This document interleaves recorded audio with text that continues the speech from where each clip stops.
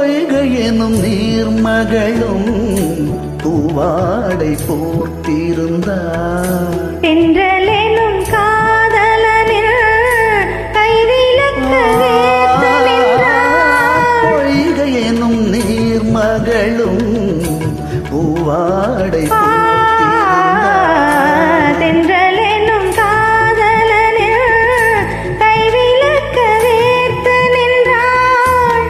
என்ன